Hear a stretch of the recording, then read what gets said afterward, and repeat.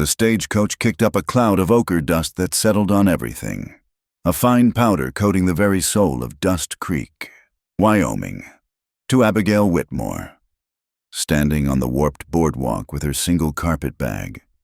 It felt as if the land itself was trying to claim her, to swallow her youth and bleach the color from her calico dress until she blended into the sun-baked landscape. At 18 years, the world she had known was the hushed, orderly life of the St. Swithin's Convent for Foundlings, a place of clean lines, predictable prayers, and the gentle, rustling guidance of the sisters. This place was its opposite. Here, the only order was the hard line of the horizon, and the only prayer seemed to be for rain. Wyoming in 1874 was a place of brutal bargains. A person traded sweat for a meager crop, loneliness for a piece of land, and sometimes a future for a chance at simple survival. Abigail had come seeking employment, a position as a governess or a housekeeper, something to give her purpose now that she was too old for the convent's charity. She possessed a quiet competence, a gentle heart, and a faith that felt as real and solid as the worn wooden cross that hung beneath her collar. She believed in the inherent goodness of things, a conviction that had yet to be tested by the grit and sorrow of the frontier.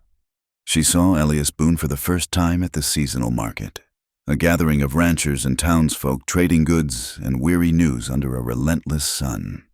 He was not a man who drew the eye with flash or volume. He stood apart, near a pen of scrawny cattle, his stillness a stark contrast to the market's haggling and chatter. He was 32, but the years had carved deeper lines on his face than his age warranted. His shoulders were broad from labor, his hands calloused and capable. But it was his eyes that held her. They were the color of a stormy sky, and in their depths was a pain so profound it seemed a permanent part of him.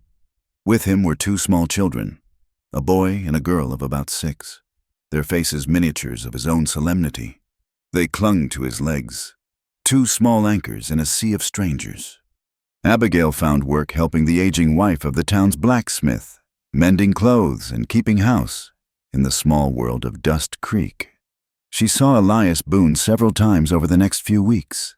He would ride into town for supplies, his children perched on the wagon seat beside him. He never smiled. He spoke only when necessary, his voice a low rumble that seemed to cost him some effort. Yet, he was gentle with his children. Abigail saw him lift his daughter, Hattie, to see a brightly colored ribbon in the general store window, his large, rough hand surprisingly tender as he smoothed her hair. She saw him crouch to tie his son Henry's bootlace, his movements patient and sure. The town whispered about him, a widower. His wife, they said, had perished in a fire a year or so back. He had been left with the twins and a struggling ranch 10 miles out of town. He kept to himself, a man walled in by a private grief.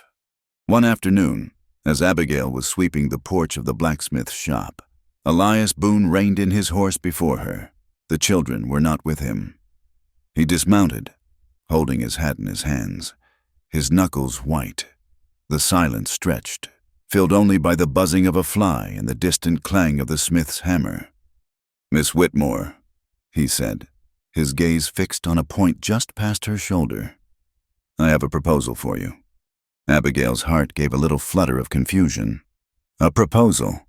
Mr. Boone, I am in need of a wife," he stated, the words as plain and unadorned as the landscape. "My children, Hattie and Henry, they need a mother. I have a home. It is not grand, but it is sturdy. I have land. It is dry, but it is ours. I cannot offer you songs or poetry. I can offer you my name and a roof to keep the rain off." She stared at him, at the raw honesty and desperation in his face. This was not a courtship. It was a contract. She was an orphan with no prospects, in need of a home. He was a widower with 2 small children, in need of a woman's help. It was the stark arithmetic of the frontier. "You do not know me, sir," she said softly, her voice barely a whisper. "I know you are kind," he answered, his eyes finally meeting hers. For a moment, she saw the full force of the sorrow he carried. "I have seen you with the blacksmith's wife. I have heard you humming to yourself. You have a gentleness about you. That is what they need. What I need for them." The talk spread through Dust Creek faster than a prairie fire. The lonely widower, a man twice her age, was to marry the girl straight from the convent. Tongues clucked with a mixture of pity and suspicion. "Poor thing. She has no idea what she is getting into," muttered one woman over a bolt of calico. "There has always been something strange about that man, since his first wife passed." Another whispered behind her hand. To them, it was a grim bargain. A young woman's innocence traded for the security of a hearth, however cold. Abigail heard the whispers, saw the pitying glances, but she also saw the faces of Hattie and Henry in her mind's eye, their expressions as lost and solemn as their father's. She had spent her life as a ward of the church, her heart filled with lessons of compassion and service. She saw a family adrift in grief, and she believed, with the unwavering faith of the untested, that kindness could be a balm. She believed that a home was not just built of wood and nails, but of care. She could provide that. Perhaps, in healing their loneliness, she could also cure her own. She accepted his proposal. The wedding was a spare, hurried affair. It took place in the town's small, sun-bleached church as the day was ending. The setting sun bled across the sky in fiery strokes of orange and red, casting long, somber shadows through the church windows. Abigail wore a simple dress of pale blue cotton, her hair neatly braided. Elias stood beside her in a dark coat that had seen better days, his jaw tight. Hattie and Henry sat in the front pew, two small, silent figures dwarfed by the weight of the occasion. The few townsfolk who attended watched with a morbid curiosity, their presence feeling more like that of witnesses than guests. The preacher's words seemed to get lost in the rafters, hollow and thin against the vast silence of the prairie waiting outside. When Elias slid the plain gold band onto her finger, his hand was rough and cool. There was no joy in the moment, only a grim finality. As they walked out of the church into the twilight, a married couple, he did not take her arm. He walked a careful foot away from her, a man already guarding a distance. The 10-mile ride to his ranch was silent. The wagon wheels groaned, and the prairie night came alive with the chirping of crickets. Abigail sat straight on the wagon seat, her hands folded in her lap, her new ring feeling heavy and foreign on her finger. The house, when they reached it, was a dark silhouette against a sky brilliant with stars. It was a simple log structure, looking sturdy but achingly lonely. Inside, a lamp cast a weak, golden glow. The main room was clean but sparse, dominated by a large stone fireplace. A small table was set with 2 plates of cold meat and bread, a gesture of welcome that felt painfully inadequate. The children had been put to bed in a small adjoining room before the ceremony by a neighbor's wife. Now, the house was utterly still. They ate without speaking. The scraping of forks against the tin plates was unnervingly loud. Abigail's throat was tight, the food tasteless. She was a wife. This was her home. This silent, haunted man was her husband. The reality of it settled upon her, a suffocating weight. After the meal, Elias rose and methodically cleared the plates. "The bedroom is through there," he said, gesturing with his chin toward a closed door. "You should get some rest." He did not move to follow her. He turned back toward the fireplace, his back to her, and stared into the cold, dark hearth as if seeking answers in the ashes. Abigail hesitated, her hand on the door latch. She was his wife. This was their wedding night.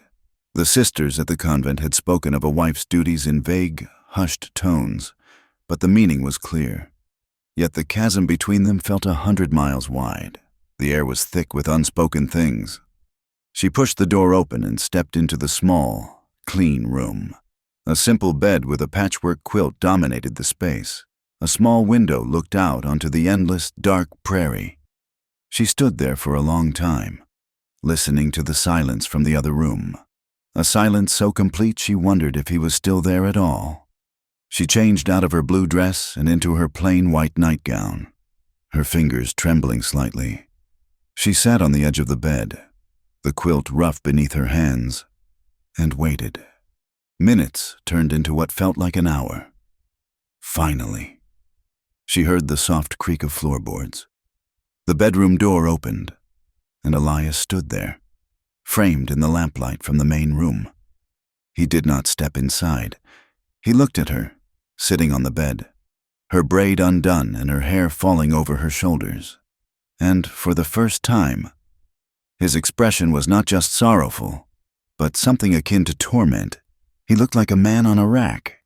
The words, "when they came," were not meant for her. They were a confession whispered to the ghosts that filled the spaces between them, a burden let loose into the night. At 18, pure and untouched, she wed a man twice her age. If she knew what I have done, she would never have taken my name. He pulled the door quietly shut, leaving her alone in the darkness. The only sound was the frantic, terrified beating of her own heart. Dawn came abruptly on the prairie, not with a gentle blush, but with a sharp, silver line that sliced the darkness from the horizon. Abigail awoke to an empty room and a profound sense of cold that had nothing to do with the morning air. The other side of the bed was undisturbed, the quilt smooth and untouched. Elias's words from the night before hung in the silence, a poison that had seeped into the very timbers of the house. She was a wife, yet she was utterly alone. She dressed quietly and ventured into the main room. A low fire was already crackling in the hearth, chasing some of the gloom from the corners. Elias was not there, but two small figures were sitting at the table, watching her with wide, solemn eyes. Hattie and Henry. They had their father's stormy gaze, a startling intensity in such young faces. "Good morning," Abigail said, her voice softer than she intended. Henry ducked his head, his fair hair falling into his eyes, but Hattie's stare did not waver. "Father is in the barn," she announced, her tone flat and informational. "He said we are to mind you." "All right," Abigail replied, forcing a small smile. "Would you like some breakfast? I can make oatmeal." Henry nodded shyly, but Hattie simply continued to watch her, a tiny, silent judge. As Abigail moved about the unfamiliar kitchen, learning the placement of pots and tins, she could feel the girl's eyes on her back. When she set the bowls of steaming oatmeal on the table, Hattie spoke again. "Thank you, Miss Abigail," she said, the title a carefully erected wall. Every girl at the convent had called her Miss Abigail. It was the name of a teacher, a caretaker, not a mother.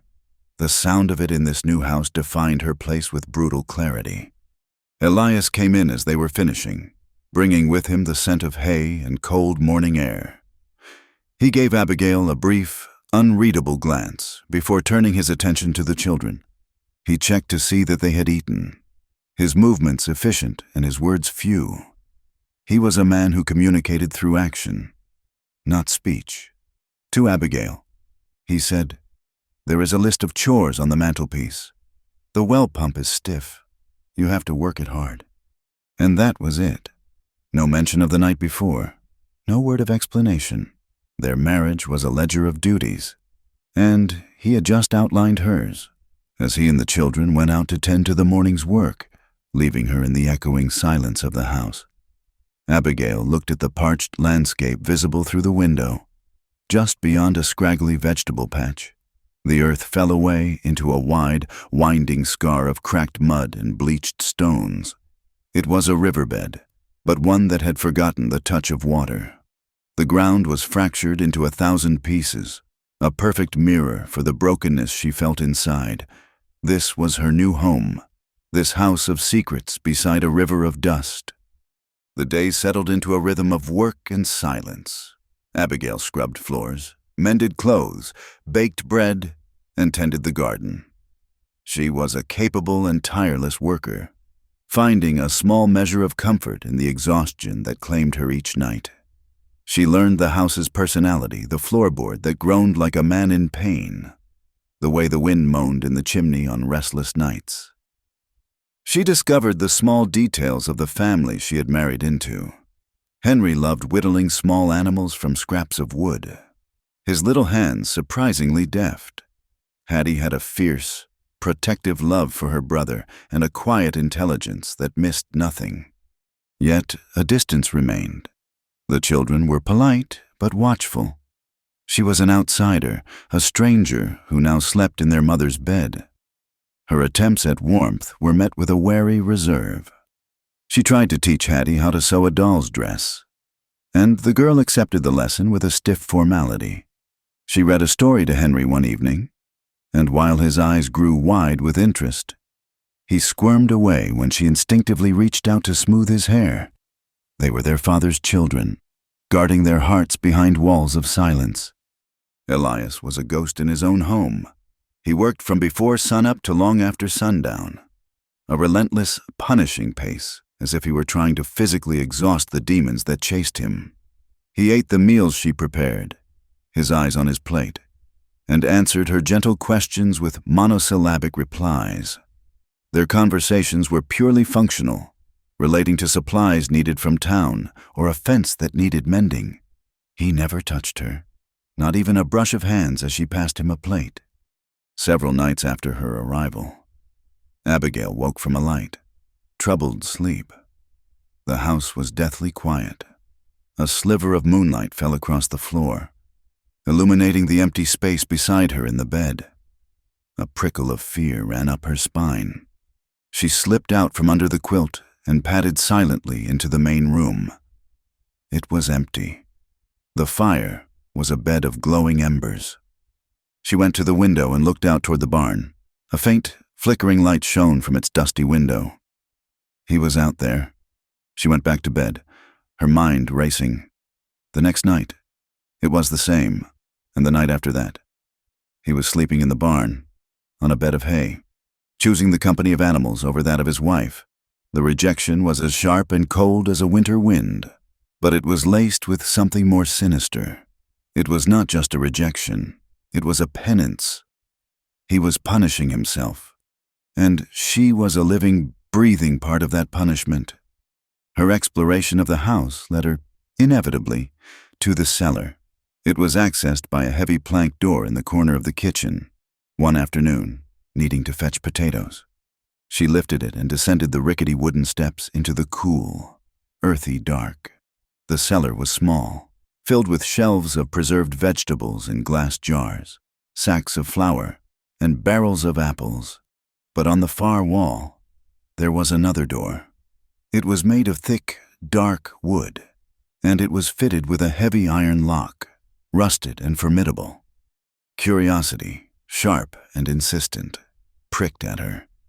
All other doors in the house were simple, functional things with wooden latches. This was a door meant to keep something in or someone out. She ran her fingers over the cold iron. "There is nothing in there for you." Elias's voice came from the top of the stairs, startling her so badly she let out a small gasp. He stood there, a dark figure silhouetted against the light of the kitchen, his face unreadable in the shadows. His tone was not angry, but it held a note of absolute, unyielding authority. "I was just looking for the potatoes," she stammered, her heart hammering against her ribs. "They are on the shelves to your right," he said, his voice flat. "Do not go near that door again. It is to remain locked." He did not wait for a reply, but turned and walked away, the plank door thudding shut above her, plunging her back into the semi-darkness. The command was a clear boundary, a line drawn around the heart of his secret. Now she knew it had a physical location. It lived behind that locked door. The thought began to fester. What could a poor farmer need to lock away so securely her mind? Raised on scripture and simple moralities, struggled to imagine the possibilities. Was it a treasure, unlikely, a memory, perhaps, or was it something else, something terrible? Her husband's words echoed again. "If she knew what I have done." She began to watch him with a new, fearful intensity. She saw the way his hands, so capable at mending a harness or calming a nervous horse, could clench into tight fists for no reason at all. She saw the shadows that moved in his eyes when he thought no one was watching. The innocent belief that she could heal his sorrow with simple kindness began to wither, replaced by a growing, instinctive dread. Had she been a fool? Had she walked willingly into the home of a dangerous man?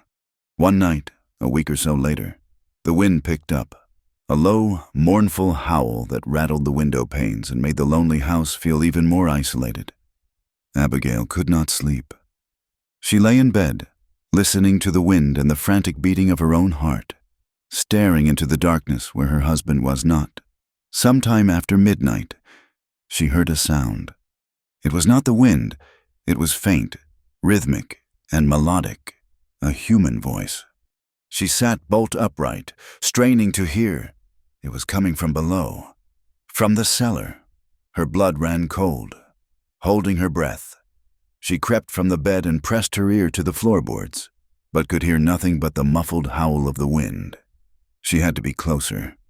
Barefoot and trembling, she stole into the kitchen. The house was pitch black. She felt her way to the cellar door and, with infinite care, knelt down, pressing her ear to the slit between the heavy planks and the floor. There it was again. A voice, singing. It was a woman's voice, soft and sorrowful. It was a lullaby, the notes rising and falling in a gentle, hypnotic cadence. But the words were foreign, a liquid, musical language she did not know but recognized as Spanish. The sound was unearthly, a phantom song in a house of grief. It seemed to seep up through the very foundation of the home, a sorrowful melody from the heart of the locked room. Abigail scrambled back from the door as if burned, her hand flying to her mouth to stifle a scream. Her mind reeled. Who was singing? Was someone down there? A prisoner. A ghost. The questions were a swarm of terrified bees in her head. She thought of Elias, sleeping in the barn. Was he aware of this? Was he the cause of it? She fled back to the bedroom and dove under the covers, pulling the quilt over her head as if it could protect her. But there was no protection from the thoughts that now consumed her. The man she had married, the silent, grieving widower, was a keeper of terrible secrets. The locked room, the Spanish lullaby, his self-imposed exile in the barn, his tortured confession on their wedding night, it was all beginning to weave together into a tapestry of darkness and fear. Her faith, once a sturdy shield, felt fragile and thin. She had come to this place believing in the power of goodness, but she was now living in a home haunted by a mystery she could not comprehend.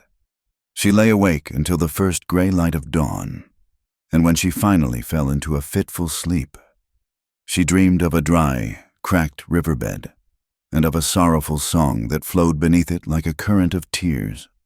The phantom lullaby did not return, but its echo haunted the daylight hours, turning every shadow into a question and every silence into a threat. Fear was a constant, cold companion for Abigail, a knot in her stomach that tightened whenever she looked at the cellar door or saw the bleak emptiness in her husband's eyes. She could have withered in that fear, letting it consume her until she was as brittle and dry as the riverbed. But the convent had taught her more than scripture. It had taught her the discipline of purpose. When overwhelmed by the vastness of God's mystery, one was to focus on the small, tangible duties of the present. Her duties were Hattie and Henry. She made a deliberate choice to pour all her anxious energy into them. They were as lost as she was, two small boats adrift on their father's sea of sorrow. If she could be a safe harbor for them, perhaps she could find anchorage for herself. She began with a simple, foundational act of letters. She found an old, tattered primer in a trunk, its pages soft with use, and sat the children at the kitchen table each morning after the chores were done. At first, it was a struggle. Henry's attention would wander to the dust motes dancing in the sunbeams, and Hattie would watch Abigail with a cool, assessing gaze, her lips pressed into a firm line. She resisted, not with defiance, but with a stubborn passivity. A is for apple, Abigail would say, pointing to the faded illustration. I know, Hattie would reply, not looking at the page. Father taught us. That is wonderful, Abigail said, keeping her voice even and gentle.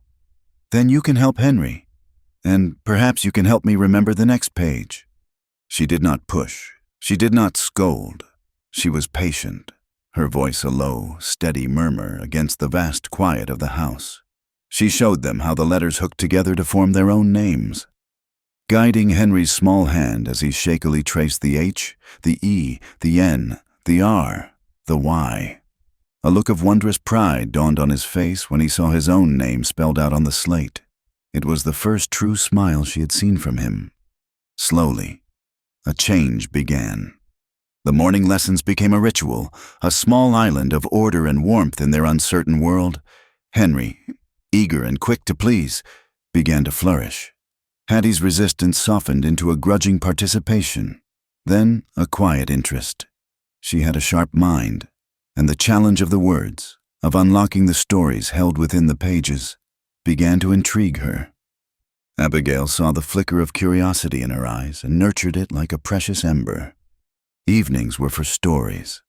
After the simple supper was cleared away and the lamp was lit, casting a warm, golden circle in the center of the room, Abigail would tell them tales. She did not read from a book. She spun them from memory. Stories the sisters had told her at the convent, tales of brave knights, clever foxes, and faraway kingdoms. She gave the characters voices, making the children giggle with her gruff imitation of a bear or her squeaky whisper of a mouse. Elias was a silent presence during these sessions. After a long day of back-breaking labor, he would sit in his chair by the hearth, mending a piece of harness or cleaning his rifle, his head bent over his work. But Abigail noticed he was not working. He was listening. His hands would still, and in the flickering firelight, she would see his gaze fixed on the children's rapt faces. He never spoke or joined in, but his presence in the room was no longer a cold, distant weight.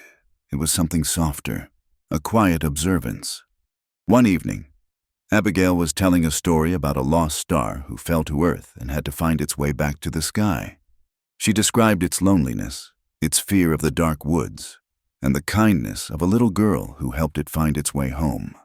When she finished, Henry, who was curled up on the rug near the fire, looked up at her, his eyes wide and shining in the lamplight.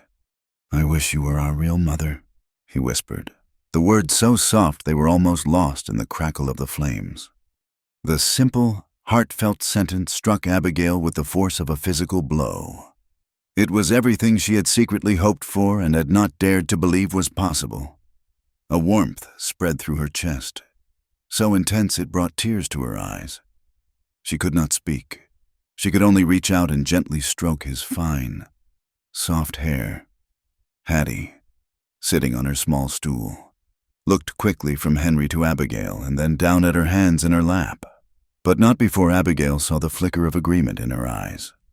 From his chair in the shadows, Elias cleared his throat. He rose, and for a moment, Abigail thought he would say something, that this crack in the ice would break it wide open, but he only walked to the mantel, picked up a log, and placed it carefully on the fire, sending a shower of bright orange sparks up the chimney. When he turned back, his face was unreadable as ever, but his stormy eyes rested on her for a fraction of a second longer than usual, and the coldness was gone. In its place was something else, something complex and aching that she could not yet name. That small moment was a turning point. The house, while still quiet, was no longer filled with a hostile silence. It was a shared quiet, one of gentleness and routine. Hattie began to call her Abigail, dropping the formal miss. It was a small change, but a significant one. She would ask Abigail questions about the convent, about her life before Dust Creek, small offerings of trust. Henry became her shadow, following her from the chicken coop to the garden, chattering about the shapes he saw in the clouds and bringing her gifts of smooth, gray stones from the dry riverbed. Abigail felt herself changing. The frightened, uncertain girl who had arrived in Dust Creek, was being replaced by someone stronger, more rooted. Her fear of Elias had not vanished, but it had been joined by a growing sense of compassion. The mystery of the locked room and the midnight lullaby remained, but she began to see them not as signs of malice, but as symptoms of a wound so deep he could not bear to expose it to the light. She was no longer just his wife in name. She was the keeper of his home, the mother of his children. The role gave her a strength she had never known she possessed. Elias, too, was changing. It was like watching a frozen landscape begin to thaw. One afternoon, as Henry proudly showed Abigail a crudely whittled but recognizable horse, Elias, who was coming in for water, paused in the doorway. A small, faint smile touched the corners of his mouth. It was gone in an instant, but Abigail saw it. It was the first time she had seen him smile, and it transformed his harsh, grief-stricken face, revealing a glimpse of the man he might have been. His gaze on her softened, losing its guarded edge. Sometimes, when he thought she was not looking, she would catch him watching her with the children, a look of profound, weary gratitude in his eyes. He still slept in the barn, the physical distance between them a testament to the secrets he kept. But the emotional chasm was, ever so slowly, beginning to close. The first snows came in late autumn, a light dusting that melted by noon. But as winter tightened its grip on the prairie, the storms grew more serious. One night, a blizzard descended upon them with a sudden, shocking fury.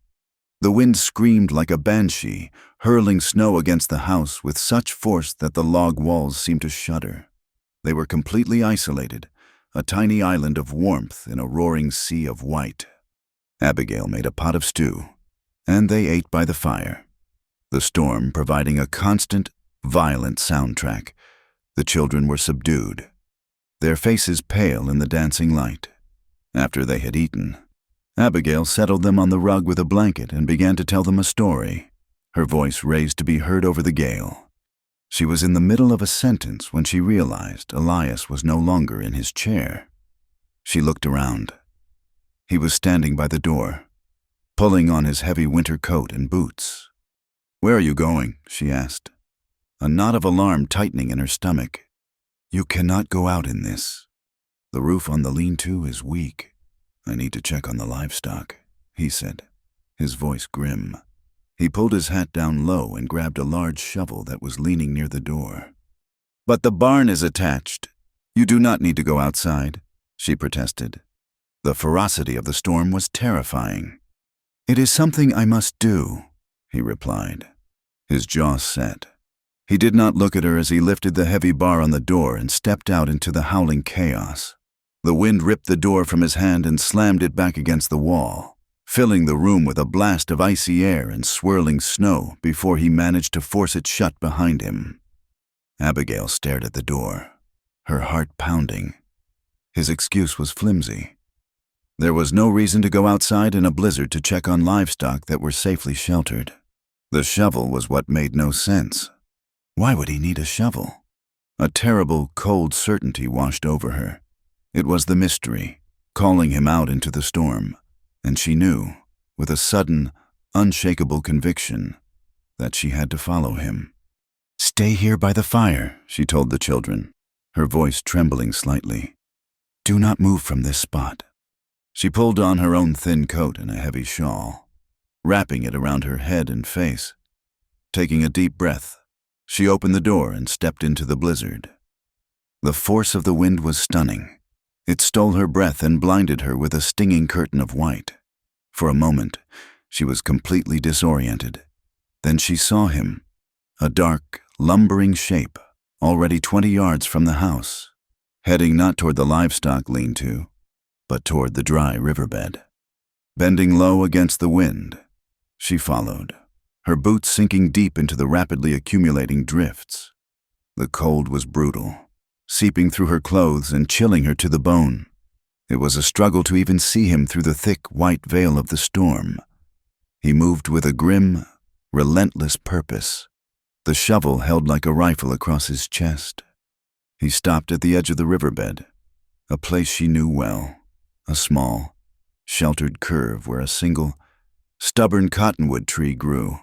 The wind was slightly less punishing here. He stood for a long moment, a solitary figure against the roaring white, his head bowed. Then he began to dig. He worked with a desperate, frantic energy, throwing shovelfuls of snow aside, clearing a small patch of frozen ground. Abigail crept closer, using the trunk of the cottonwood for cover, her heart hammering against her ribs. What was he doing? As he cleared the last of the snow, she saw it, a small, simple wooden cross, dark against the white ground. He knelt, his broad back to her, and brushed the remaining snow from the cross and the frozen mound of earth beneath it with his bare hands. Then his shoulders began to shake with silent, racking sobs. Abigail's own breath hitched in a sob. She could see the carving on the cross now, etched into the wood. Isabel Boone. This was his wife's grave.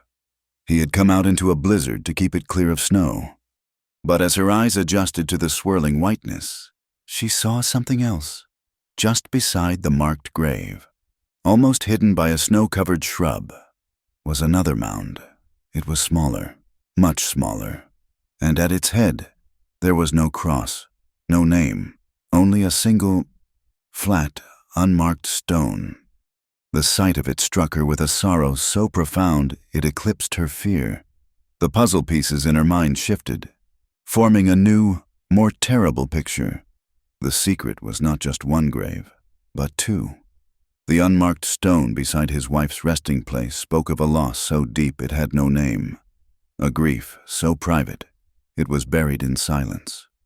Standing in the heart of the storm, shivering with cold and a dawning, heartbreaking understanding, Abigail knew she had just stumbled upon the true, silent center of the Boone family's pain. The sight of the two graves, one marked and one not, became an unspoken thing between them. Abigail never mentioned her journey into the blizzard, and Elias never spoke of his, yet. Something had changed. A fragile bridge had been built across the chasm of their silence, forged in the shared experience of the storm. When he came in from his work, his gaze would seek hers, a flicker of acknowledgement, a silent question, "Is all well?" Her nod was her reply. Yes, all is well. The coldness had receded from his eyes, replaced by a deep and constant weariness. But it was a weariness she now understood as grief, not malice. The fear that had been her constant companion transformed into a quiet, aching empathy. Winter held the prairie in a frozen grip, the land hard and unforgiving. It was on one of these brittle, cold afternoons that the fragile peace of their home was shattered. Elias was attempting to break a stubborn sheet of ice that had formed over the water trough, using a heavy iron mallet. One of the horses, a young, spirited gelding, shied at the sharp, cracking sound. It reared, its hooves flailing against the icy ground. In the chaos of slipping hooves and panicked whinnies, the horse lost its footing, crashing down sideways. Elias, who had been scrambling to get clear, was not fast enough. Abigail heard a sickening crack, followed by Elias's sharp cry of pain, a sound so raw and unlike his usual stoicism that it sent a spear of ice through her heart. She ran from the house without a coat, her feet slipping on the frozen mud. Hattie and Henry were already there, their face white with terror, huddled near the barn door. Elias was on the ground, his face contorted in agony, trying to push himself up. His left leg was trapped beneath the struggling horse, bent at an unnatural angle. "Get back to the house," she yelled at the children, her voice sharp with an authority she did not know she possessed. Now, they fled without a word. The gelding was scrambling, its powerful legs churning, threatening to crush Elias's leg completely. With a surge of adrenaline, Abigail grabbed a discarded harness from the ground and struck the horse hard on its rump. "Get up, ha!" she screamed, her voice raw. The sharp sting was enough to give the panicked animal the final impetus it needed. With a great, groaning effort, it found its feet and staggered away, trembling. Elias lay still, his face ashen, his teeth clenched against the pain. The bone of his lower leg had broken through the skin, a jagged white shard against the dark, blood-soaked fabric of his trousers. The sight was horrifying, but there was no time for shock. "We have to get you inside," she said, her mind racing. Getting him into the house was a nightmare of gritted teeth and stifled groans. He leaned heavily on her, his arms slung over her shoulders, dragging his shattered leg. Every step was an agony for him, and a monumental effort for her. By the time they reached the main room and she had managed to get him onto his cot near the fire, they were both gasping for breath, and a dark stain of blood was already soaking through the rough blanket she had laid down. He needed a doctor, but Dust Creek was 10 miles away, and the roads were treacherous with ice. She would never make it there and back before nightfall, if she made it at all. Infection was the great enemy on the frontier, a faster and surer killer than wolves or blizzards. She needed to clean the wound, set the bone as best she could, and bind it. She needed carbolic, clean linen for bandages, and laudanum for the pain. She searched the kitchen shelves, her hands shaking. There were jars of herbs, salt, and flour, but nothing that resembled medical supplies. Panic began to claw at her throat. A man could die from a wound like this. He could lose the leg. "The cellar," Elias grunted through clenched teeth. His eyes squeezed shut. "There is a box for the animals." Relief washed over her, swift and sharp. She lit a lantern and hurried to the cellar door, her steps quick and sure. Down in the cool, musty darkness. She scanned the shelves. Sacks of potatoes, jars of preserves, barrels of apples. No box. She searched every corner, her lantern casting wild, dancing shadows. Nothing. And then she saw it. The locked door. She stood before it, the lantern light flickering on the rusted iron of the lock. It was the only place left.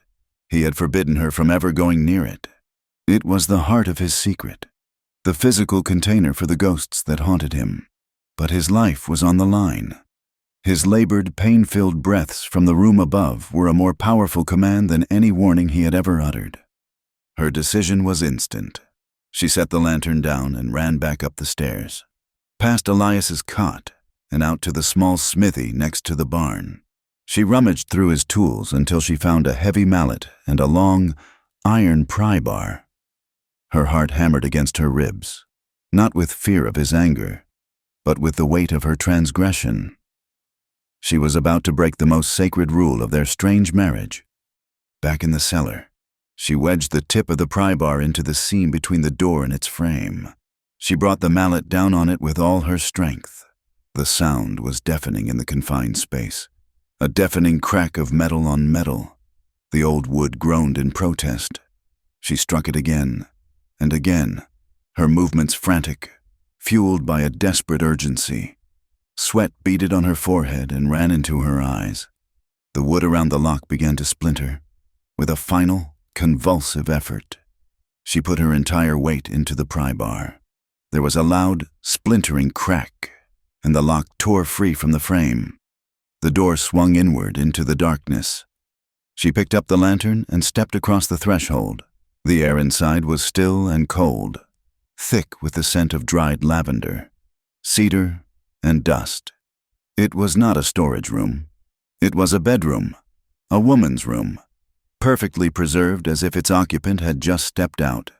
A simple wooden bed was covered with a brightly colored quilt. A small vanity table stood against one wall, a silver-backed brush lying next to a small, empty perfume bottle. It was a shrine, a tomb. Her eyes fell on a large wooden medical box on a shelf, and she felt a brief surge of relief. That was what she had come for, but she could not stop herself. Her gaze was drawn to a small, open trunk at the foot of the bed. She knelt before it, the lantern light casting a warm glow on its contents. Inside, nestled in tissue paper, was a pair of woman's shoes. They were small, made of soft, dark leather, with delicate, faded floral stitching on the toes. They were not the practical, sturdy boots a ranch wife would wear. They were made for a lighter step, for a life that did not involve mud and snow. Beside them lay a shawl. It was woven from fine wool, the colors still vibrant, a pattern of deep reds and brilliant blues. In one corner, 2 letters were intricately embroidered in white thread. I.B. Isabel Boone. Abigail reached out a trembling hand and touched the soft wool. It felt like touching a ghost. Deeper in the trunk, beneath a layer of folded clothes, was a small, leather-bound book. A diary, perhaps? Abigail opened it. The pages were filled with elegant, looping script, but it was not English. It was Spanish. Tucked inside the book was a single, folded sheet of paper. It was a letter, also in Spanish. The ink faded to a brownish hue. The writing was hurried, desperate. Abigail's knowledge of the language was rudimentary, gleaned from a few old texts at the convent. But she could piece together enough. She saw Elias's name. She saw the word verdad. Truth. She saw the chilling phrase, nos matarán. They will kill us. And at the bottom, the signature was clear and heartbreakingly familiar. Isabel. Elias, she read aloud, her voice a choked whisper in the silent room. Si no dices la verdad, nos matarán. Isabel. Elias, if you do not tell the truth, they will kill us. It all crashed down on her at once. A tidal wave of understanding so profound it stole her breath. The Spanish lullaby she had heard through the floorboards. The foreign beauty of the shoes and shawl. The unmarked grave beside the marked one. The town's ugly whispers about Elias since his wife's death. He had not married a woman from a neighboring town. A woman like all the others. Isabel Boone was not white. She was Mexican. And in this harsh, unforgiving territory, where tensions with those from across the border were raw and often violent, that was a dangerous, deadly secret. Abigail's mind flew to the stories she had heard, whispers of prejudice and brutality, of men known as bandidos and the summary justice of the border patrols. If Isabel was the daughter of such a man, as the town might assume of any Mexican woman whose past was unknown, then marrying her would have been an act of defiance, an invitation to disaster. The fire the town believed had taken her life was no accident. It was an attack. The letter was proof. They were in danger, and Isabel had been begging him to tell a truth that might have saved them, or condemned them. The full weight of what Elias had been carrying crushed Abigail. He was not a murderer. He was a man who had loved a woman the world had forbidden him to love. A man who had lost her to that same world's hatred, and who now lived every day trying to protect their children from that same poison. His silence, his distance, his sleeping in the barn, it was not a rejection of Abigail. It was a desperate, ongoing act of protection. He had built a fortress of grief and secrets around his family, and she had just broken down the door. Her hands were trembling so badly she could barely hold the letter. She carefully folded it, placed it back in the diary, and closed the trunk. She grabbed the medical box, her mind a maelstrom of shock, pity, and a fierce, protective love for the tormented man upstairs. Hurrying from the room, she did not bother to close the broken door behind her. The secret was out, at least to her, and the silence of the house seemed to have changed forever. It was no longer empty. It was filled with the story of a woman named Isabel. Death did not come for Elias Boone that day. Under Abigail's trembling yet resolute hands, life clung stubbornly to him. She washed the gruesome wound with burning spirits, and when the agony sent him into merciful unconsciousness, she set the shattered bone with a harsh, necessary precision. She splinted his leg with flat boards pried from a broken crate and bound it tight with clean strips of linen torn from the medicine chest. When he came to sweat pouring down his face, she eased his pain with a careful dose of laudanum, that rare mercy which turned his torment into a fevered haze. He said nothing about the broken door. He did not ask how she'd found the chest. When the fever struck the next day and his eyes burned with delirium, he only knew she was there, cooling his brow with damp cloths, coaxing spoonfuls of broth past his cracked lips. She moved a small cot into the main room so she could stay close, sleeping in fits, waking at the faintest groan or ragged breath. Hattie and Henry watched in silence, solemn as little sentinels, fetching water and keeping vigil by their father's bed with wide, fearful eyes. Days bled into nights, and nights into a gray kind of eternity.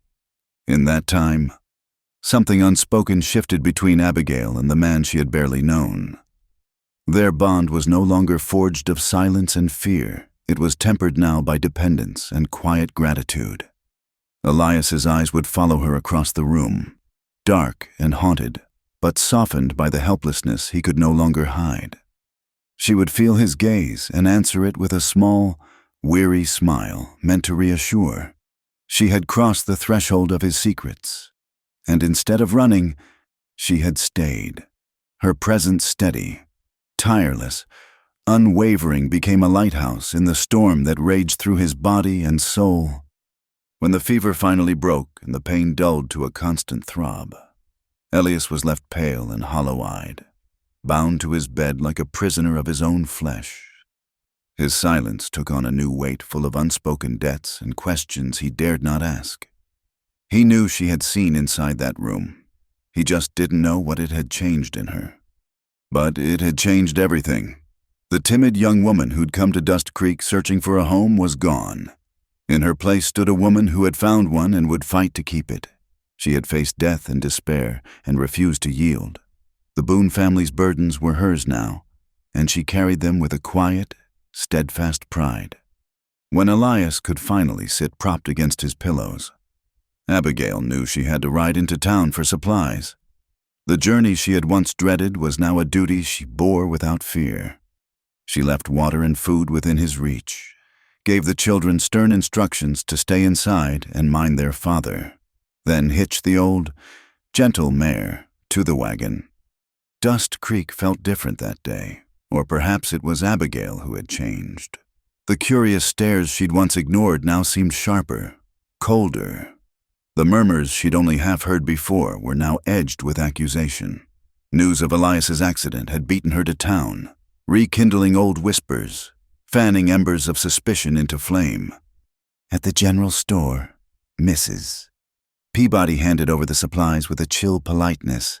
"We heard your husband took a bad fall," she said, her tone sugarless. Terrible thing.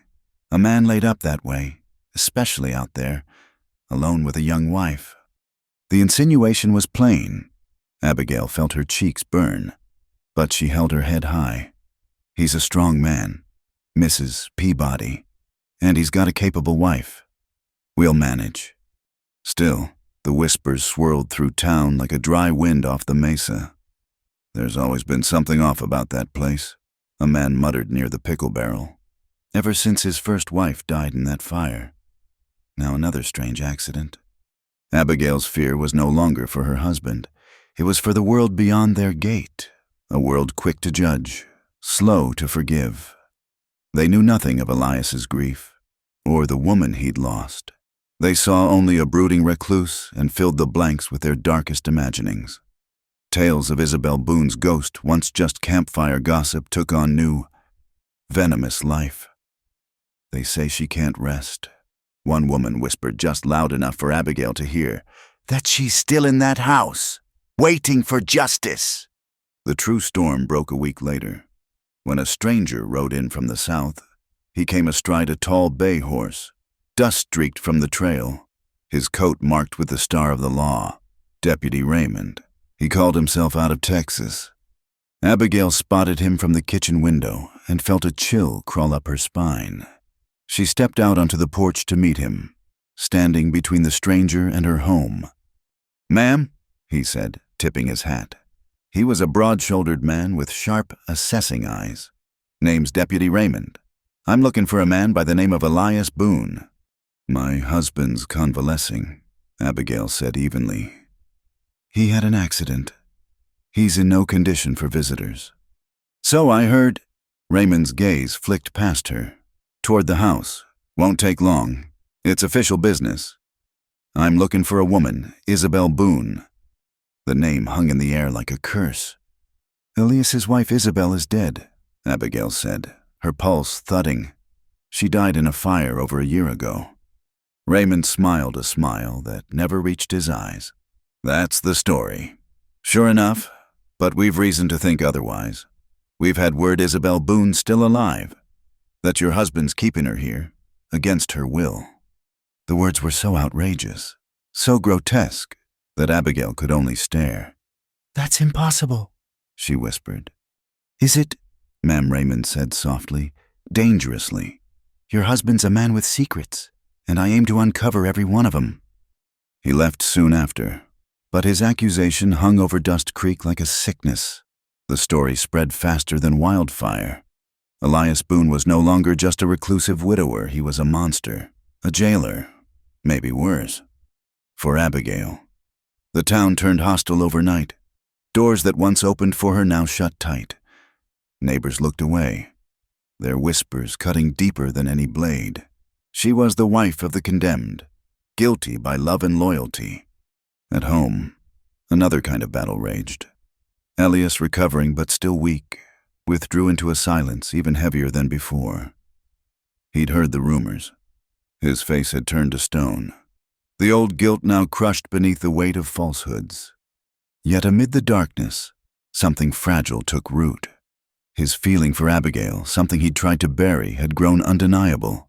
She was his defender, his shield. He watched her by the lamplight after the children slept, sewing in the quiet, never letting the flame die until he closed his eyes.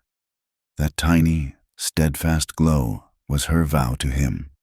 Her faith made visible a promise that she would not abandon him. And in his heart, something like love, painful, reluctant, and very real, began to bloom. Dust Creek divided itself.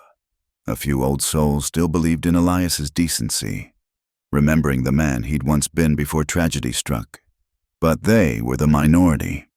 For most, the deputy's tale fit too neatly with their fears. Fear and suspicion catch quicker than kindness ever could. And so the Boone family stood alone at the edge of town, hemmed in by lies, as the storm gathered to swallow them whole. The pressure of the town's suspicion and the weight of his own secrets became a poison in Elias's blood. His leg was healing, the bones slowly knitting back together. But the wound inside him festered. He began to hobble around the cabin on a crude crutch, his face a mask of grim endurance. Abigail would watch him, her heart aching. The silence he had once used as a shield had now become a cage, trapping him with his own torment. He was a man drowning in inches of water, and she did not know how to pull him to shore. The breaking point came on a cold, moonless night. Abigail had made a trip to town that day, a necessary journey for flour and salt that had felt like running a gauntlet of hostile stares. The whispers had been louder, the accusations in people's eyes more overt. Deputy Raymond's lies had taken root and were bearing bitter fruit. She returned to the homestead feeling emotionally bruised and exhausted, the loneliness of their isolation more profound than ever. She found Elias sitting at the kitchen table, a half-empty bottle of whiskey beside his hand. He had not touched spirit since her arrival, and the sight of it sent a fresh wave of fear through her. His eyes were bloodshot, and the careful control he always maintained had frayed, leaving his pain raw and exposed. The children were asleep, oblivious to the storm brewing in the heart of their home. He looked up as she entered, and his gaze was that of a cornered animal. "They are calling me a monster," he said, his voice a low, rough rasp. "They are saying I have her locked away. Her—" the word was a breath of pure agony. "We know the truth, Elias," Abigail said softly, her voice a stark contrast to his. She came and stood by the table, her hands clasped before her. "Do we?" he shot back, his voice thick with whiskey and despair. He gestured around the small, lamp-lit room. "You know nothing. You came here, a girl from a convent, thinking you could build a life, and you walked into a graveyard." He pushed himself to his feet, leaning heavily on the table.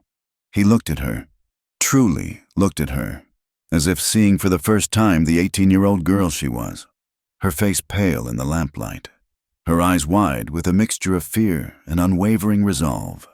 A terrible, self-loathing sorrow washed over his face. At 18, pure and untouched, you wed a man whose hands are stained, he whispered, the words a raw, ragged confession, a distorted echo of their wedding night. The confession she had been waiting for and dreading since the moment he first spoke those words. You think you know what happened to Isabel. You think you know what is buried out there by the river. You are wrong. He turned away from her. His shoulders slumped and stared into the cold fireplace. The whiskey had broken the dam of his grief, and the story came pouring out, a torrent of memory and pain that had been held back for too long. She did not die by fire, he said, his voice cracking. The fire was a lie, a story I told to protect the children, to protect her memory. Isabel died saving me. Abigail stood frozen, her blood turning to ice in her veins. She listened as he painted a picture of a life she could barely imagine, a life of stolen moments and constant fear. He told her of meeting Isabel in a border town, of her wit and her fire, of a love that defied the hatred and prejudice of the world around them. He had brought her to Wyoming as his wife, hoping the distance would grant them peace, a place where she could be Isabel Boone, and not the daughter of a man the law called a bandito, a man who had been hanged by a patrol for fighting for his land. But the world's hatred had a long reach. They came at dusk, he said, his voice dropping to a near whisper, his eyes seeing a scene only he could see. A patrol. They called them regulators, but they were just men with guns and hate in their hearts. They said they were looking for fugitives. They were looking for trouble. They saw Isabel in the doorway. They saw her dark hair, her dark eyes. It was all the reason they needed. He described the terrifying, chaotic moments, the angry shouts, the splintering of the door. Isabel, with a fierce, desperate courage, had shoved Hattie and Henry through the trapdoor to the cellar, whispering to them to be silent, to be brave. She had turned to face the men, to protect her home. I was in the barn, Elias choked out, his voice thick with shame. I heard the shouting. I ran. I only had a pitchfork. One of them raised his rifle. To me, Isabel, she moved between us. She was always so fast, so brave. The shot had been deafening. He had seen the look of shock on her face, the bloom of red on her simple cotton dress. In the ensuing chaos, he had managed to drag her inside as the men, perhaps shocked at their own brutality, fired a torch into the hay by the barn and rode off into the night, leaving them for dead. She died right here, he whispered, his hand touching the rough floorboards near the hearth, in my arms. The children were huddled in the cellar, listening to their mother die. He had buried her in the dark, his heart a dead, cold stone in his chest. And he had buried something else with her, a small bundle. The unmarked grave was not for another person. It was for the child she had been carrying, their third child, a life that had ended before it had begun. The fire had been a mercy, in a way. It had consumed the evidence of the attack, allowing him to create a new story, a simpler, cleaner lie. He had told the town she had been trapped in a barn fire, a tragic accident. It was a lie to protect his children from the terrible truth that their mother had been killed simply for who she was, and that their father had been too weak to save her. Her blood is on my hands, Abigail, he finally said, turning to face her, his eyes glistening with unshed tears, his face a landscape of utter desolation. I brought that trouble to her. I should have been stronger. I should have protected her. In that moment, all the mysteries, all the fear, all the uncertainty that Abigail had felt since arriving at this lonely homestead, dissolved. They were replaced by a wave of compassion so powerful it took her breath away. She saw not a monster, not a murderer, but a man broken by a grief so profound it had shattered his soul. A man who had been living a lie, not to hide a crime, but to shield his children from a world that had stolen their mother. She crossed the space between them in 2 steps. She did not hesitate. She put her arms around his shaking frame and held him. It was not the embrace of a wife claiming her husband, nor was it an act of passion. It was an act of pure, unadulterated forgiveness. It was an offering of solace, a silent acknowledgement of his immense pain. He was stiff at first, unused to any form of gentle touch. Then, with a shuddering sigh, he collapsed against her, his face buried in her shoulder, and the tears he had held back for more than a year finally came. Silent, racking sobs that shook his entire body. She held him tightly, her own tears falling into his hair, murmuring soft, meaningless words of comfort. They stood like that for a long time, 2 lonely souls clinging to each other in a sea of sorrow. The fire in the hearth crackled and hissed, the only sound in the room besides their quiet weeping. When his sobs finally subsided, he pulled back, his face streaked with tears, his eyes red-rimmed and filled with a weary shame. He looked at her, at the tears on her own cheeks, at the unwavering compassion in her gaze. He touched the rough wool of his shirt, over his shoulder. The bullet went through her. He whispered, "It hit me here. It is just a scar now. But every time I move, I feel it. I feel her." Abigail reached up, her hand trembling slightly, and gently touched the scar through his shirt. Then, in a gesture of profound intimacy and acceptance, she leaned forward and pressed her lips to the spot. It was a kiss not of romance, but of reverence. A kiss for the wound, for the memory, for the love he had lost. She pulled back and looked into his eyes, her own gaze clear and steady. The simple faith she had brought with her from the convent had been tested, broken, and remade into something far stronger and more resilient. It was a faith not in abstract goodness, but in the gritty, flawed, and beautiful capacity of the human heart. "There is no one in this land who is untouched." "Elias," she said, her voice soft but filled with an unshakable certainty. "We are all just survivors, and we only survive by compassion." For the first time since she had met him, the walls around Elias Boone's heart crumbled completely. He looked at the woman before him, this girl who had become his wife, his children's mother, his confessor, and his salvation, and he finally understood. He was not alone in his graveyard anymore. She was standing there with him, and she was not afraid of the ghosts. The confession broke the fever of the house.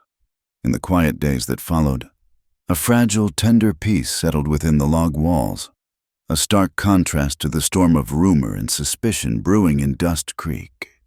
The space between Elias and Abigail, once a cold and silent chasm, was now filled with a new, unspoken language. It was in the way he would watch her move about the room, his eyes following her with a look of weary wonder. It was in the way she would bring him a cup of hot broth, her hand lingering for a fraction of a second on his shoulder. He was still a man of few words, but his silence was no longer a wall. It was a shared space, a place of rest. He began to heal, in body and in spirit. He moved from his sickbed to his chair by the fire, his splinted leg propped on a stool. He started to carve again, teaching Henry how to hold the knife, his large, calloused hand guiding his son's small one with infinite patience. One afternoon, as Abigail sat mending a tear in Hattie's dress, she looked up to find Elias watching her. He did not look away. He simply held her gaze, and in the depths of his stormy eyes, she saw not grief, but a profound and humbling gratitude. A gratitude that felt, to her, very much like love. He had not slept in the barn since the night of his confession. He slept on his cot in the main room, and the simple fact of his presence through the night was a comfort more real than any blanket. This newfound peace was a delicate thing, a spring blossom in a land of harsh winters. They all knew it. The shadow of Deputy Raymond and the town's ill will hung over them, a constant, unspoken threat on the horizon. They lived on borrowed time, and they cherished every quiet moment. The shadow returned on a bright, cold morning. The air was so clear it hurt the eyes, and the sky was a vast, unforgiving blue. Abigail was outside, shaking a rug, when she saw the riders. There were 4 of them, their dark figures sharp against the pale winter grass. Deputy Raymond was in the lead, but the 3 men with him were not townsfolk. They wore the blue, dusty uniforms of the United States Cavalry. Abigail's heart stopped. She dropped the rug and ran inside, her voice a sharp, urgent whisper. "Elias, riders are coming. It is Raymond, and he has soldiers with him." Elias's face went pale. He pushed himself up, grabbing his crutch, and moved to the window, the children scrambling to hide behind his chair. He stared out at the approaching men, his jaw tightening into a hard line. This was not a visit. This was an arrest. Raymond dismounted with a smug confidence, leaving the soldiers on their horses, their rifles held loosely across their saddles. He strode onto the porch as if he owned it. "Boone," he called out, his voice carrying in the still air. "I have a warrant for your arrest." Elias opened the door, standing in the frame, his body shielding his family from view. Abigail stood just behind him, her hand resting on his arm, a small, steadying pressure. "On what charge?" Elias asked, his voice low and even. "Conspiracy," Raymond said, savoring the word. "Aiding and abetting fugitives from the law. We have a witness who says you helped a known bandito and his men escape across the border a few years back. The same men a patrol was tracking the night your wife so conveniently died in a fire." The lie was clever, a venomous twisting of the truth. It painted Elias not as a grieving husband but as a criminal accomplice, and Isabel's death not as a tragedy but as a consequence of his own lawless actions. "That is a lie," Elias said, his voice flat. "You can tell it to the judge," Raymond sneered. "For now, you are coming with us." The soldiers dismounted, their movements efficient and impersonal. There was no room for argument. Abigail felt Elias's arm tense beneath her hand. For a wild moment, she thought he might resist, that he might force a confrontation that could only end in more bloodshed. But then he looked at her, and at the terrified faces of his children, and the fight went out of him. He gave a small, almost imperceptible shake of his head. "Abigail," he said, his voice rough, "look after the children." It was all he had to say. It was everything. It was an act of complete and total trust, a placing of his entire world into her hands. 2 of the soldiers came inside and took his arms, their movements rough.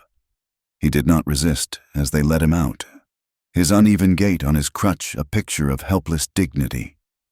Hattie let out a small, strangled cry and ran to the doorway, Henry clinging to Abigail's skirts, sobbing.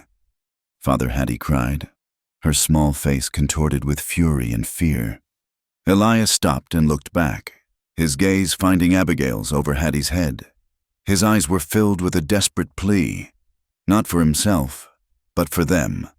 Then the soldiers pushed him forward, helped him onto a spare horse, and tied his hands to the saddle horn.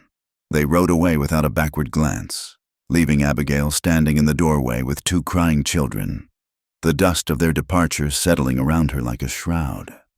For the rest of the day, a terrible paralysis held her. She moved through the motions of caring for the children, of feeding the livestock, of keeping the fire lit, but her mind was a whirlwind of fear and indecision. They had taken him to Dust Creek.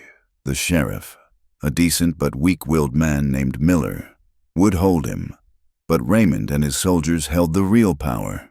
They would convene some kind of hearing, a town meeting that would have the weight of a trial. And in the court of public opinion, Elias was already condemned. As night fell and the children finally cried themselves to sleep, Abigail sat at the table, the single oil lamp casting long, dancing shadows on the walls. She was faced with a choice so stark and terrible it felt like standing on the edge of a cliff. She could remain silent. She could let them have their hearing, let them convict him on Raymond's lies. To speak up would be to risk everything, but silence meant losing him. It meant a prison sentence, or worse.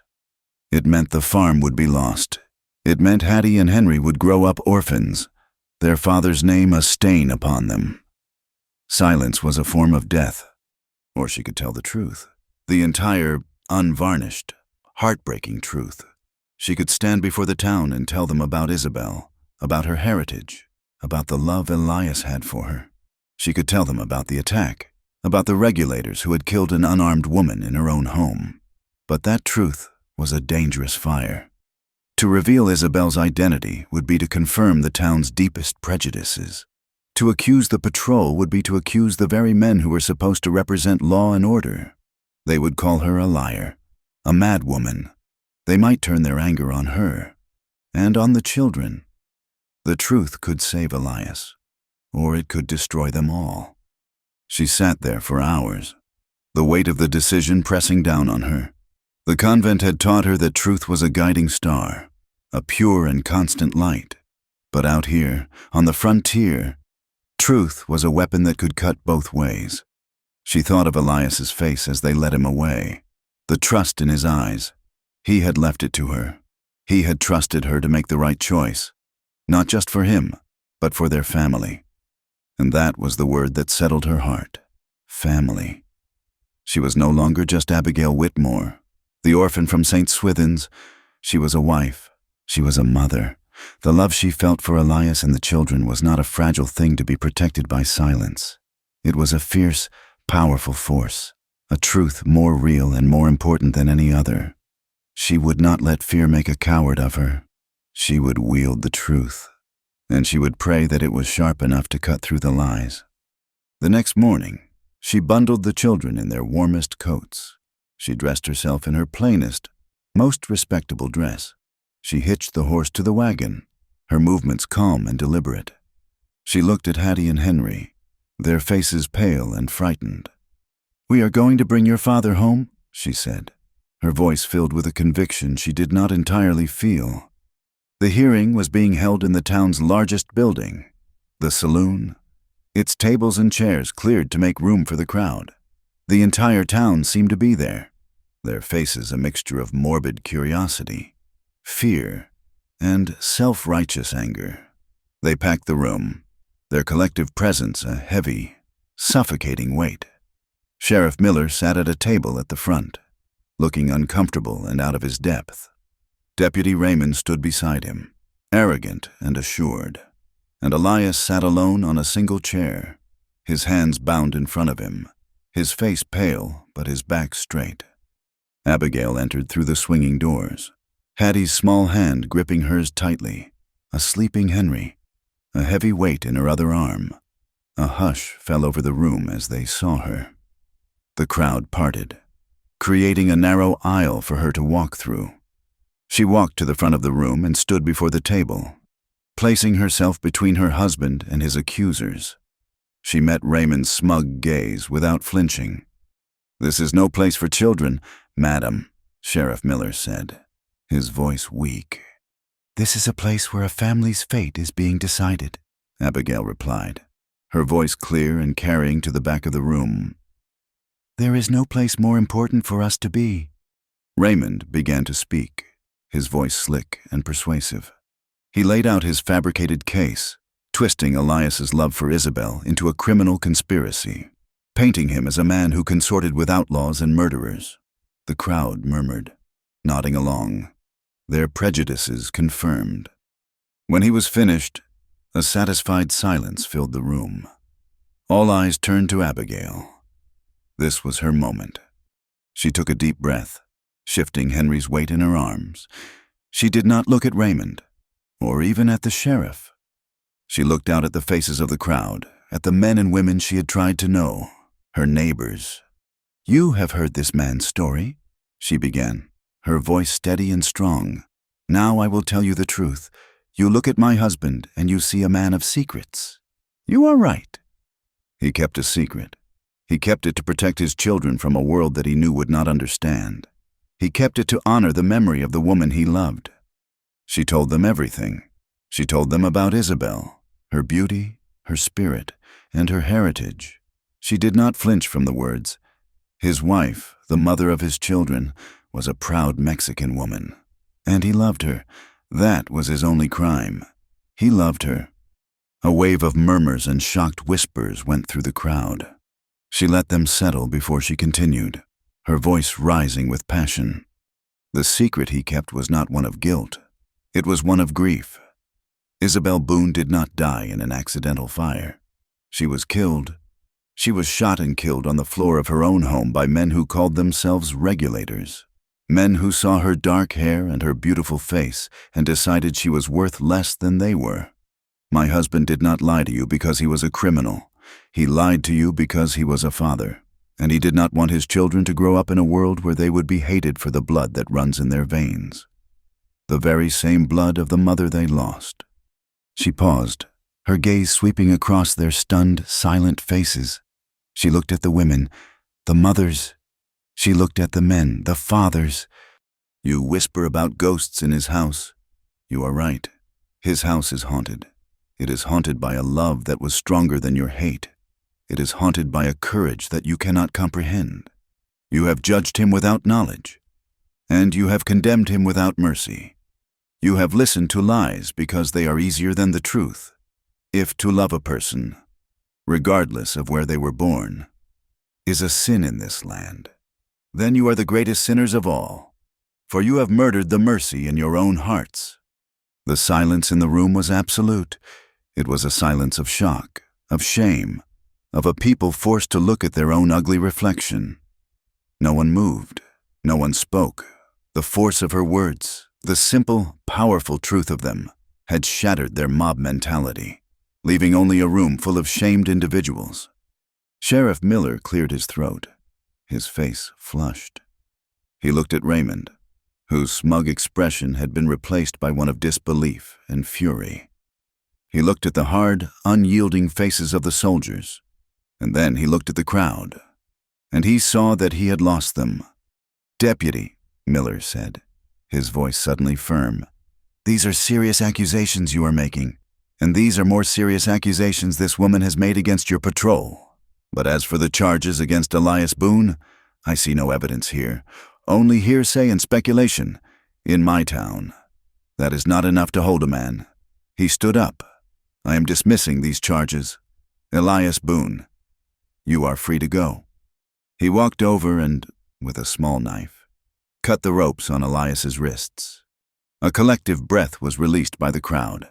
Some of them began to shuffle out, their eyes downcast, unable to look at the family they had been so quick to condemn. Raymond, his face black with rage, stormed out of the saloon, the soldiers following him like a thundercloud. Elias stood up, slowly, rubbing his wrists. He did not look at the sheriff or the departing crowd. He only had eyes for Abigail. He walked towards her, his limp more pronounced from his time in custody. The remaining townsfolk parted for him, a silent, respectful path clearing between them. He stopped in front of her. He looked at her, and at his children, and his face was filled with a love so profound it was almost painful to see. Then, there in the middle of the saloon, in front of God and what was left of the town of Dust Creek, he reached out and took her hand in his. He did not say a word. He did not have to. The simple, public act of holding her hand was a declaration, a vow, a testament to the fact that they were no longer two separate, lonely people. They were a family, and they would face whatever came next, together. The walk back to the homestead from Dust Creek that day was not a journey of shame, but a quiet, solemn procession.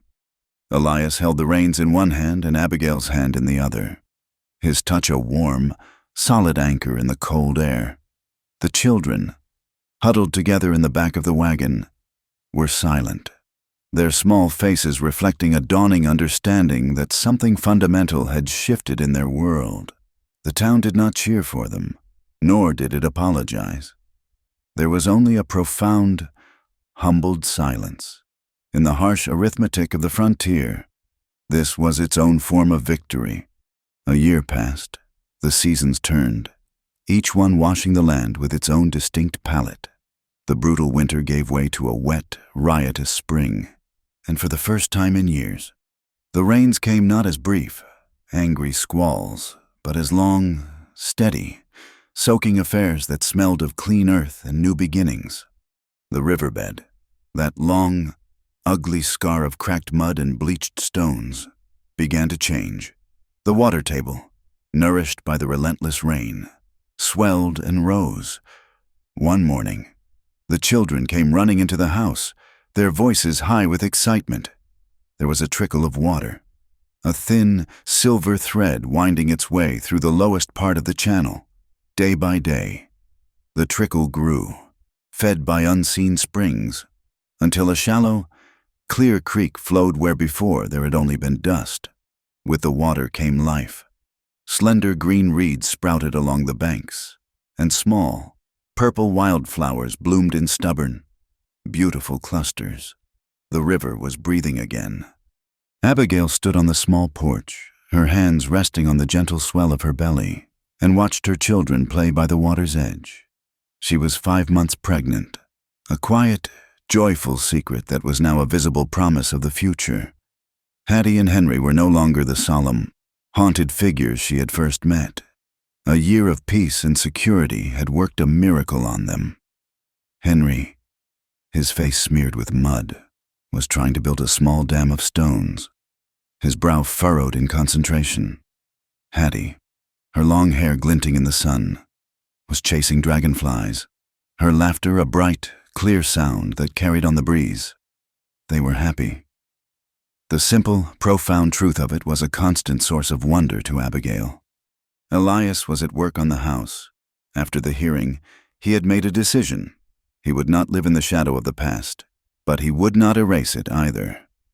He began to rebuild the home, not from the ground up, but section by section, reinforcing the old logs with new, sturdy timber. It was his way of making the house truly theirs, a structure built not just of wood and nails, but of resilience and a shared future. The cellar was the first thing he changed. He tore out the dark, forbidding door to the hidden room, replacing the whole wall. The space was now open, a clean, dry place for storage, its ghosts banished by sunlight and fresh air. But he had not discarded the room's contents. He added a new room to the side of the house, a small chamber with a wide window that faced the rising sun. It was to be a sitting room. He said, a place of peace. One afternoon, Abigail found him in there, hanging Isabel's brightly colored shawl on the wall like a tapestry. He had built a small, narrow shelf beneath it, and on it, he had placed the small, leather shoes and the silver-backed brush. It was not a somber shrine to grief. It was a place of honor, a gentle, open acknowledgement of the woman who had come before, the mother of his children, the love that had shaped him. He had integrated his past into his present, and in doing so, he had finally found peace with it. He turned and saw her standing in the doorway, her hand on her stomach. He came to her and put his arms around her, his touch gentle. He rested his hand over hers on the swell of their unborn child. "This house will have enough love for everyone," he said, his voice a low rumble. "For all of us." The town of Dust Creek kept a respectful distance. The shame of that day in the saloon had settled deep. Deputy Raymond and his soldiers had left the territory not long after, their authority undermined, their lies exposed. There were still those who looked at the Boone family with suspicion, who whispered behind their hands. Prejudice was a stubborn weed, not easily uprooted, but others had changed. The blacksmith and his wife would now wave as Abigail passed, their smiles genuine. Sheriff Miller would stop to ask Elias's opinion on the weather, a small gesture of respect that spoke volumes. They were no longer outcasts. They were survivors. They had faced down the mob and had won, not with weapons, but with the simple, unassailable power of the truth. One quiet evening, as the setting sun painted the sky in hues of soft pink and gold, Abigail sat at the kitchen table to write a letter. It had been more than a year since she had left the convent, a lifetime ago. She felt a deep need to connect with that past, to explain to the kind woman who had raised her the person she had become. She dipped her pen in the inkwell and began to write to the Mother Superior. She wrote of the land, of its harshness and its beauty. She wrote of Hattie and Henry, of their laughter and their healing. She wrote of Elias, not as the haunted stranger she had married, but as the kind, decent, wounded man she had come to love, a man of quiet strength and profound loyalty.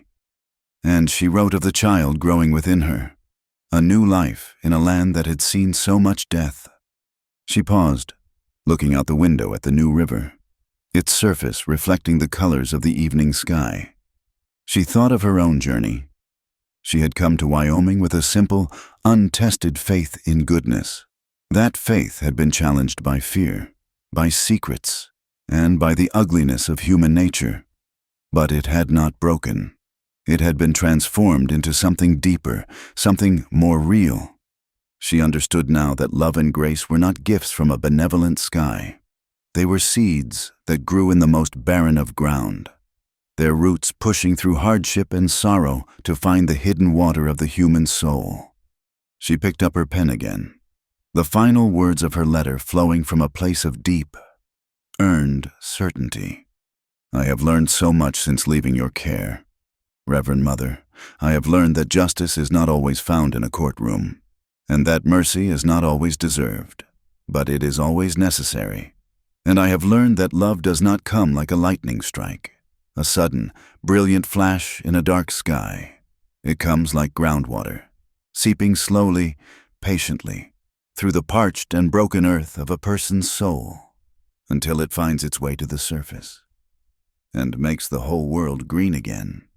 Thank you for listening to our story. Please comment where you are listening from so we can all connect and share our thoughts. And remember to subscribe to Wild West Tales, like the video, and support further by pressing the hype button so this story in the video can be heard by more people.